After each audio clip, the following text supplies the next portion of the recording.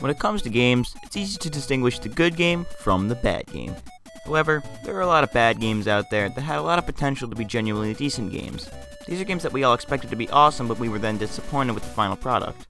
My name is Matt, aka ChunkyMonkeyGames, and this is the top 10 games that could have been good. Before this list starts, I want to clarify that this is not a least favorite games list. That's something for another video, so without further ado, let's get started. Warning, if a game you like is on this list, then don't take it personally. Just because I don't like a game doesn't mean you can't like it. You are entitled to your opinion. This video is a poop. What am I even saying? Just a bunch of rambling. Start the video. Start the video!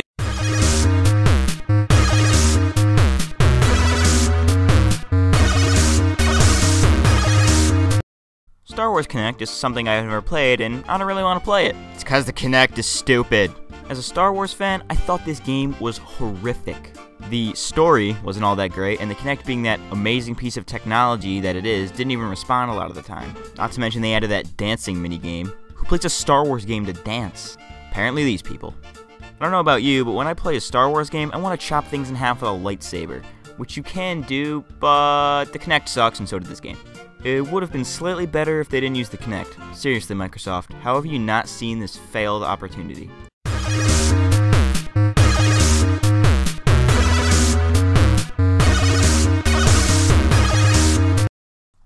As most people my age, I went out and bought the new Call of Duty because, you know, it's Call of Duty, man. Call of Duty Ghosts was just god-awful to me.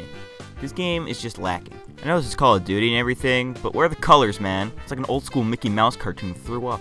Just look at all that black and white. Maybe some gray. There's a whole 3 colors in this game. Kids are gonna love this, right? They didn't even add anything new that wasn't in the previous installment in Black Ops 2. In fact, there were less weapons. Black Ops 2? Ghosts. See the resemblance? I don't. I think they tried way too hard to make character customization a thing in this game. It could have worked if they gave you a less confusing layout. Like maybe have your own character that was your gamer tag, but then you could customize it to your liking rather than renaming and changing an already existing character. That really agitated my OCD. They tried to incorporate characters from the campaign into the online, which just didn't work.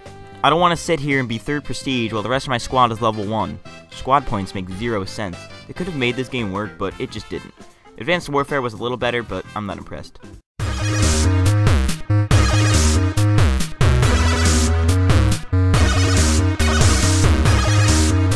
Most people don't think of Zelda games as bad, unless you're some of my friends. They know who they are.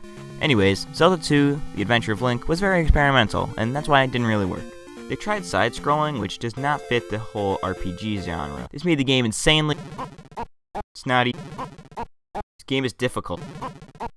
It's hard. I feel like Nintendo tried a little too hard to make this game more of an RPG. It felt a lot like Final Fantasy. Oh my god.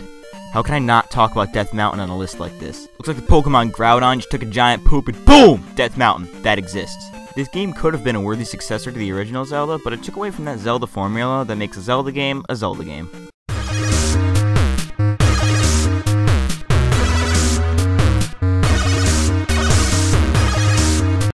Every LEGO game is about movies nowadays. LEGO Star Wars, LEGO Batman, LEGO Indiana Jones, LEGO stuff! If you're gonna make games like these, make them actual people, don't make them Legos. If you're going to make a LEGO game, make it like Minecraft where you can build things. Make the player use their imagination, not follow a story. It's not what Legos are about. In fact, I'm not even sure whose idea it was to make the first LEGO game, which I think was LEGO Star Wars. Probably at the office one day and some guy just comes in like, "Hold it! Stop everything! Replace everything in this game with Legos!" And nobody questioned him for some reason. He probably didn't even work there. What am I talking about again? The top 10 games that could have been good. Let's go to number 6.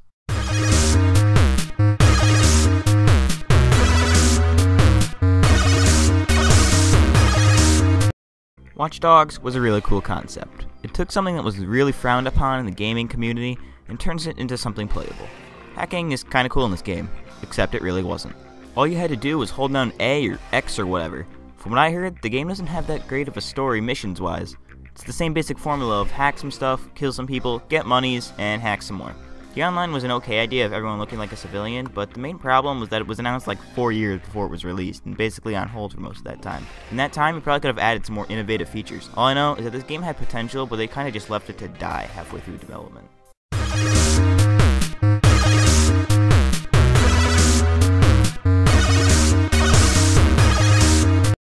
I like Kirby games. Go ahead, make fun of me. I don't care. Kirby's Epic Yarn was kind of a stupid concept in my opinion. This game is being developed as his own standalone game about this guy, and I guess the development team was all like, No, I think we need something more to this yarn game. I got it. Kirby! It was really a poor choice on Nintendo's part to make this Kirby's Wii debut. Maybe if they got rid of the whole yarn aspect, it could have been good. It's not for a long time Kirby and Nintendo fans. This is just one of those games that you keep around and let your cousins play or something. I don't know.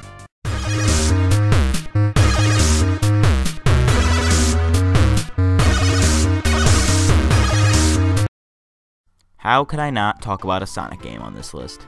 There have been a lot of bad Sonic games in recent years, but if I had to pick one, it would be Sonic Unleashed. Who's developing this game and thought, werewolves, that's a great idea, right? No, it's not. This is a Sonic game. I want to run fast, not stand around and bash things. This would have been a good idea if it were a different game. Sonic and werewolves? No.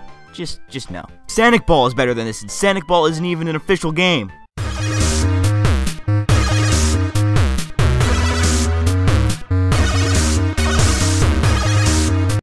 Oh great, another failed sequel. I've talked about this game before in my top 10 mistakes in gaming list, but Banjo-Kazooie, Nuts and Bolts, can go die in a fire. For those who don't know, Rareware, the company that made the first two Banjo-Kazooie games, was bought by Microsoft. Now Rare has resorted to making bad Xbox Avatar games. Anyways, back to Banjo. The way Nuts and Bolts works is more of a cart builder than a 3D platformer. Apparently, during development, they made the world way too big, so instead of doing the normal thing and shrinking it down a little, they decided to give Banjo a cart to drive around and stuff. It was almost a successor to Banjo 2, but then they kinda gave up with old mechanics. Now look what's left of Banjo. Not even in Smash Brothers. Even the Duck Hunt dog made it into Smash Brothers. What a shame.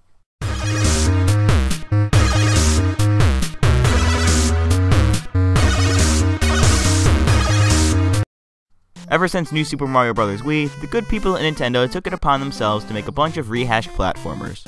It should have just stopped there. Maybe they just didn't feel like designing a game that day, and we're all like, take this and BAM! Slap a new sticker on there, we got ourselves a new Mario game. But what do we name it? I don't know, name it after the console. Super Mario Bros. U, which is a rehashed material with only one new power-up that's the same thing as the Cape Super Mario! At least they tried to make new power-ups in the Wii version. The music is literally the same thing as the DS one. They didn't even bother changing anything.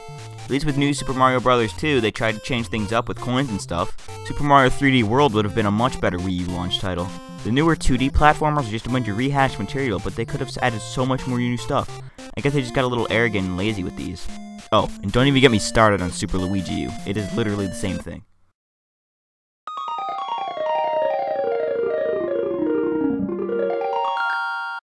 Lately, I have been obsessed with The Walking Dead. Not the games, but the show. It's like the best thing ever. But when I heard that there was a game based on the show, I pooped my pants with excitement. The Walking Dead Survival Instinct had many unique mechanics, but they didn't take the time to make them as unique as they could have been. Well, not enough to make the game good anyways. The story follows Daryl and Merle in Atlanta before they meet up with Rick and everybody else. You basically just pick up survivors, let them die, pick up more survivors, and let them die too. It didn't work. If there's gonna be a game like this, make it like the Telltale Walking Dead games. Characters in Survival Instinct were of ultimately no use because they ended up getting killed anyways. The zombie AI. Just what? I applaud your attempt. Gold star for you. It's not even like they tried to make the zombies, walkers, act even kinda like they should. The game would have been great if they focused more on the gameplay mechanics rather than the voice acting, which, I'm not gonna lie, is really good. All in all, The Walking Dead Survival Instinct was just plain embarrassing, but there was a slight chance that we could have enjoyed it. Well, that sure was something right there. If you like this video, then maybe click that thumbs up right there. It's okay. Trust me, I'm a professional. Perhaps you'll hit that subscribe button while you're at it. It's free. If you want, you can follow me on Twitter to know when I'm uploading, streaming, or maybe I'll tell a joke or two.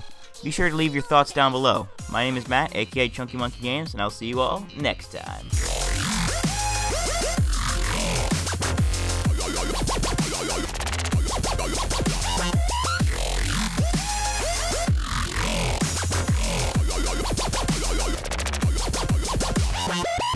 Hey, I made it through an entire video without making an air horn joke.